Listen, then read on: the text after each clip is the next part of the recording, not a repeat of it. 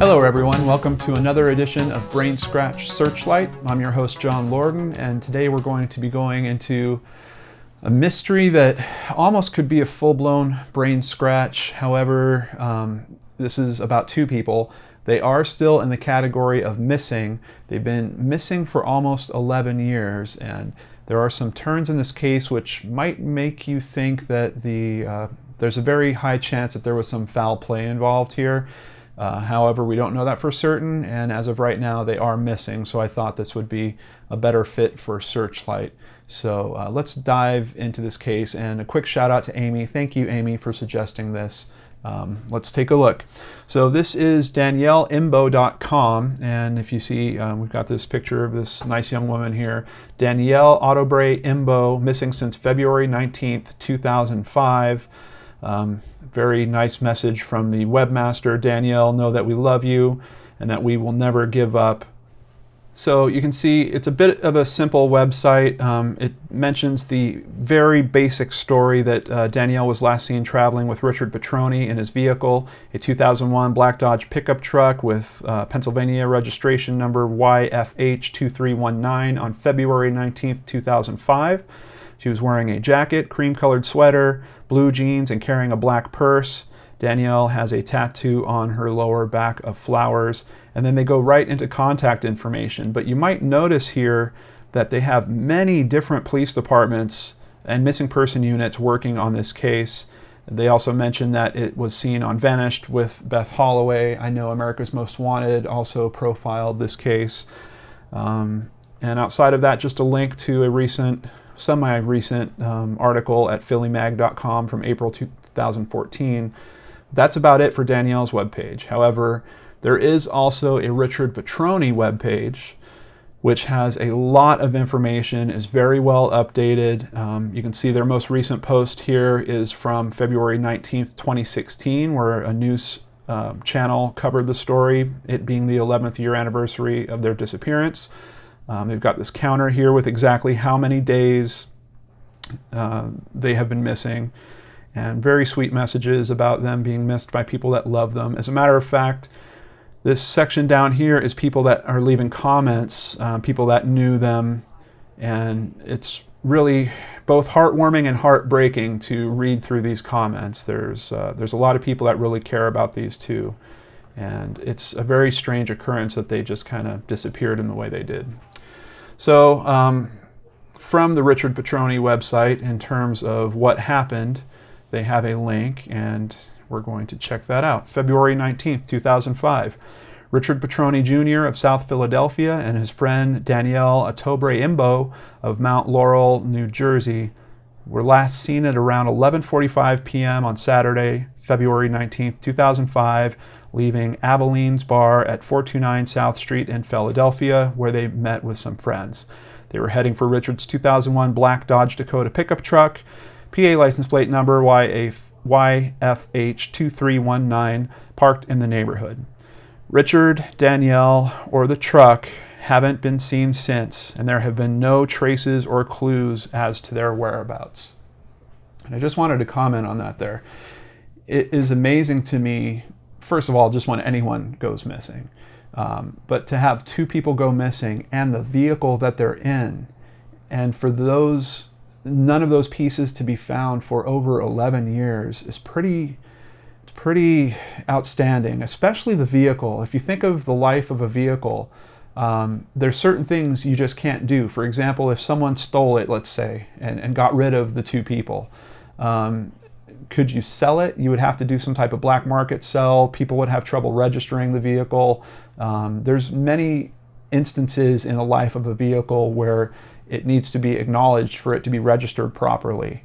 And for that vehicle to have not turned up anywhere is definitely a huge mystery in this case, and is one of the factors that might point it to being some type of foul play. But let's continue. The couple planned to spend the night at Danielle's house in Mount Laurel, New Jersey. The next day, Richard was to come back to his apartment on Snyder Avenue near 16th Street to watch the Daytona 500. No one knows if the couple ever made it to Danielle's house Saturday night. Richard was 35 years old, 5 feet 9 inches tall, 200 pounds, with brown hair and blue eyes. He had an Angela tattoo on his left arm. That's his daughter's name, and one of the reasons why many people do not think that this is these two people running off together and going missing willingly. They both have children that they essentially left behind. And clowns on his right arm. Richard was wearing a gray hooded sweatshirt, jeans, and sneakers. Danielle was 5 feet 5 inches tall, 117 pounds, with hazel eyes, fair skin, and brown hair. She had a tattoo of flowers on her lower back. She was wearing a black jacket, cream-colored sweater, and blue jeans. They have a quote from his daughter just asking for anyone that has information to please help him come back. Very, very sweet.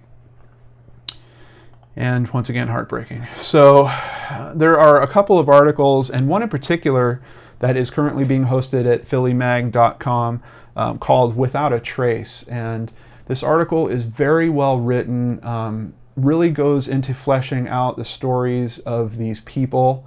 That's something I always like to touch on in terms of Searchlight and remind everyone.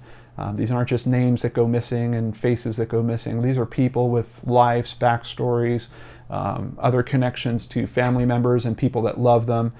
And I highly recommend you read this. It's in the description box below so that you can get the full gist of it. But just to give you a brief rundown, Danielle was essentially in a marriage that she wasn't very happy in.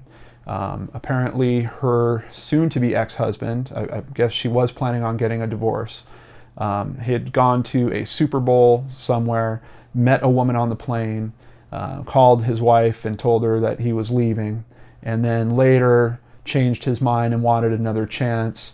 And you know, they have a very young child together. I believe he was only 18 months when she went missing. So of course, I know many of you have bells ringing in your head right now, and you're saying, well, that guy's got to be a suspect. He actually has an alibi. He was at a party that was, I think, about 50 miles away. At the party were not only a retired NYPD officer, but numerous other officers that are still currently with the force. So pretty solid alibi. Now, does that mean that he might have not been involved in some way, for instance, some type of murder for hire situation or something like that?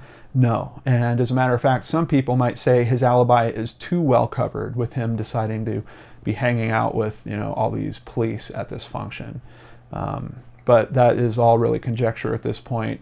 From the information I've reviewed, he is not a suspect, but the FBI has made some kind of strange comments about his involvement. Just the fact that they really can't write it off, that they can't completely put that to rest. So it is pretty interesting. One of these articles, actually at the end of this article, he is interviewed, and it sounds like the years have been pretty hard on him, but you know, he is willing to be interviewed. He does talk openly about the case.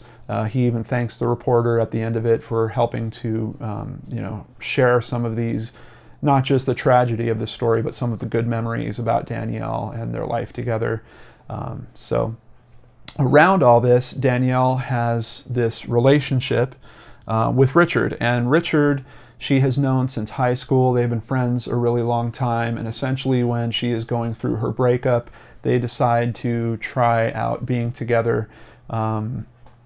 It goes okay, but then at some point Danielle kind of retracts and decides that, I don't know if she needs to if she figures she has to work on herself, but she is going through with the divorce, but she is not going to proceed with Richard.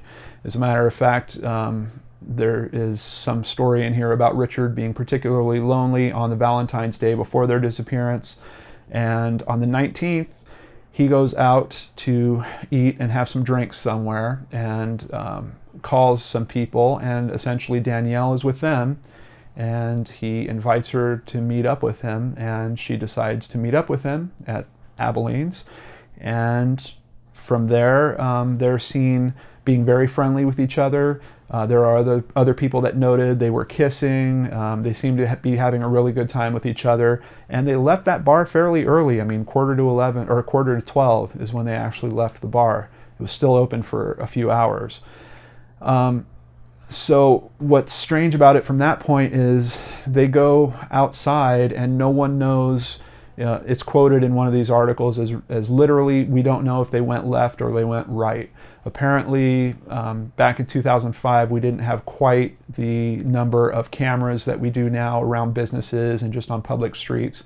They did look into cameras that were at toll bridges and stuff like that, but they didn't find anything. And it's this huge mystery. What happened to this couple and what happened to this truck? This 3,000-pound item just goes missing. How does that occur? Here is a quick little video clip. This is only from a few years after they went missing, but gives you a little bit of insight into how their families are feeling. It's not a random act of violence. They didn't pick up and decide to go live somewhere else. It's not that. Police sources agree. They're leaning toward a theory that either Danielle or Richard were specifically targeted, but evidence is lacking. So what we need is somebody who was involved, who has ties to the person involved, to come forward and tell us exactly what happened. Police know neither Danielle nor Richard would leave behind their children. Danielle's young son lives with his father, who recently moved to North Carolina, and Richard's 16-year-old daughter now lives with her mother. We do the best we can, but, it's hard. March Petrone. To continue the story, his daughter is actually now in her 20s and has a child of her own, so Richard has a grandchild that he has never even met. So how about some current news on this? Let's take a look. First of all, if you do just a Google News search, you'll see the trend that I'm talking about. The FBI keeps pushing on this. They keep asking for help. You can see it happen just this past year, 2016. You see articles where it came up, FBI renews push for info on missing couple on October 1st of 2015, February 19th, 2015. This case certainly gets some coverage, and it seems like it's because the authorities keep raising it. And I'm kind of hopeful that this means that something might shake out here. It certainly seems to have the focus of a lot of people, and where some of these cases I review seem to fall in the background and the law enforcement doesn't really talk about them, this one is quite different. There are people talking about this case a lot. As a matter of fact, here is an article from NJ.com, promising leads in cold case involving disappearance of Mount Laurel woman and friend from Philadelphia bar. This was posted over a year ago, February 19th, 2015. Unfortunately, it doesn't really go into the specifics. Specific details on the new leads weren't divulged, but surveillance camera technology and prevalence at the time of the disappearance was noted as a stumbling block for investigators. And a bit further on, we hear a comment, I think the leads we have uncovered over the past 2 years confirm our thoughts that this is an act carried out by more than one person. Of course, that might lead you back to that conclusion I spoke of earlier. Possibly the soon-to-be ex-husband might be involved, but it's very hard to say. There is no definitive answer or proof being talked about. And once again, back to PhillyMag.com, who seems to be doing really good coverage on this case. This is an article just from February 19th, 2016, and it's once again raising awareness and trying to promote the story. It's been 11 years since Danielle Imbo and Richard Petrone vanished. The FBI is renewing its call for information about their mysterious disappearance. So, where can you guys help? This one is a bit different because I don't know if it's very practical to think that they are both still alive. I know their families are, they comment publicly about this, and to some of their children, they've even already kind of told them, look, your parent is not coming home. Your parent might be in heaven. So, like I said, I don't know the practicality of finding them alive. I sincerely doubt that they ran off together. He worked in a family business that was literally, he was being groomed to be the next owner of. He had his daughter as a significant part of his life. She had her son as a significant part of her life. I just don't see these two people disappearing together. And even if they did, what's the practicality that they'd be able to evade the FBI for 11 years when the FBI seems to be doing such a strong job in terms of looking for them? So I just don't think it's very practical. One of the situations, one of the articles mentioned, which is kind of grim and I hate to think of, but we have to discuss, is the possibility that the truck was put through a compactor. Any of you that are fans of Making a Murderer know that that's one of the things that people wonder about the Stephen Avery case. If he did have the RAV4, he had a car compactor on site. Why wouldn't he just compact the car? So that is one scenario that's being mentioned around this case. I have to believe something happened to that vehicle that has literally taken it out of circulation or off the road. Because like I said, unless you're doing some kind of black market illegal stuff, I don't know how you can even register a vehicle like that without it being tagged and recognized. So I have to think the vehicle is somewhere. It's really tough. I don't know. I think the best thing we can do to try to help this case is essentially what the FBI is asking for. Circulate this information, talk to your friends that live in this part of the country, and let's hope that that shakes out someone to turn in a lead that unveils, kind of pulls back this mystery a little bit. They think that there's probably multiple people connected to this. If there's multiple people connected to this, there is the chance that someday someone will have heard something, someone might come forward with information, maybe a family member of one of those people, who knows. But it is certainly a mystery. It's really got me scratching my brain, and it's a terrible story. These two people that are, one of them is trying to reboot her life and kind of set things straight. She was also a musician. Apparently she had a band she was the lead singer for.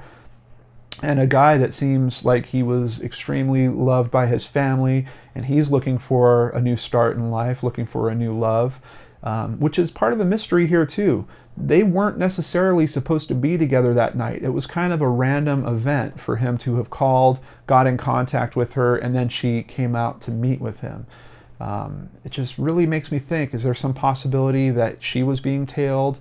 Apparently there was some conversation between her ex-husband and Richard at some point that was pretty tough, where the ex-husband was saying to keep away from her. Does any of that play into this overall theory? Is there potentially some type of murder for hire here? Authorities are talking about it, but man, I'd like to hope that's not the case. But what do you guys think? Please tell me in the comments below. Of course, share any other information you might find, any news links, any of that stuff in the comments. And do yourself a favor and read through the Philly Mag article, the first one that I mentioned. It's just extremely well written and will take you right into the core of this story, and probably at the end leave you with more questions than you had going into it. But man, definitely a tough one. Thank you for joining me on this edition of BrainScratch Searchlight. I appreciate each and every one of you, and I hope that all of you and your families stay safe. I'll catch you next time on the Geek and Dorks channel. Take care.